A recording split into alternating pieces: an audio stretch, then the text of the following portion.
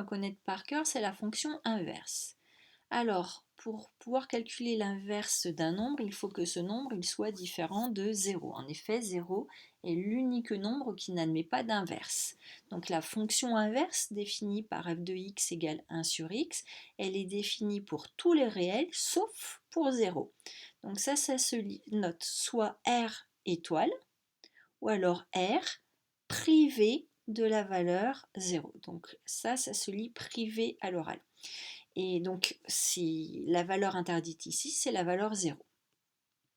Lorsque vous avez voulu tracer la courbe représentative de la fonction inverse, vous avez complété un tableau de valeurs. À partir de ce tableau de valeurs, vous avez placé des points et vous avez obtenu la courbe suivante.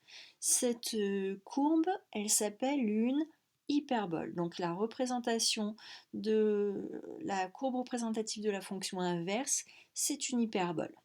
Quand on travaille dans un repère qui est orthogonal, c'est-à-dire un repère dont les axes sont perpendiculaires. Attention, les axes n'ont pas nécessairement la même graduation. Ils peuvent avoir une norme différente. En revanche, quand on est dans un repère qui est orthogonal avec des axes qui sont perpendiculaires, cette hyperbole, elle admet un centre de symétrie. Et le centre de symétrie, c'est le centre de notre repère.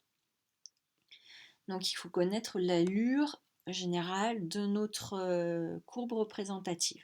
Deuxième chose à bien savoir et à bien connaître, c'est son tableau de variation. Donc quand on va dresser le tableau de variation de la fonction inverse, on va commencer par marquer son domaine de définition, à savoir que c'est R privé de la valeur 0. Pour faire comprendre que la valeur 0 est une valeur interdite, on va placer 0 entre moins l'infini et plus l'infini, et sous ce 0, on va mettre une double barre pour dire que la valeur 0 est interdite. Par observation, vous avez conjecturé le tableau de variation de la fonction inverse. Vous avez donc vu que la fonction inverse, elle était strictement décroissante sur l'intervalle moins l'infini, 0 exclu, et qu'elle était aussi décroissante sur l'intervalle 0 exclu plus l'infini. Donc ce tableau de variation est à connaître par cœur. On ne peut pas dire que la fonction inverse elle soit décroissante sur R étoile. Pourquoi? Parce que R étoile, ce n'est pas un intervalle, c'est la réunion de l'intervalle moins l'infini 0 exclu, union 0 exclu plus l'infini.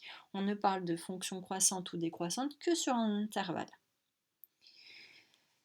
Deuxième chose, ce tableau de variation, qui est à connaître par cœur, vous l'avez conjecturé. La démonstration est au programme. Je vous ai mis ici le lien de cette démonstration.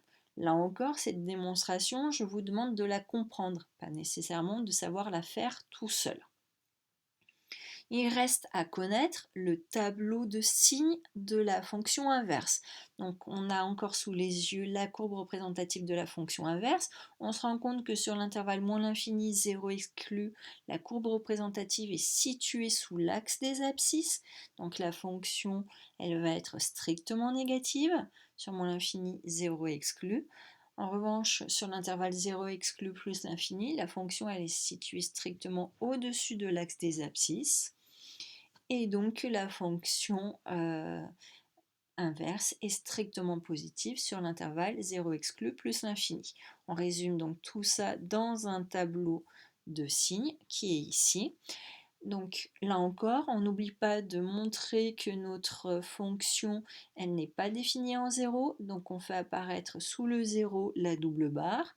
Entre moins l'infini et 0, la fonction est strictement négative, entre 0 et plus l'infini, elle est strictement positive.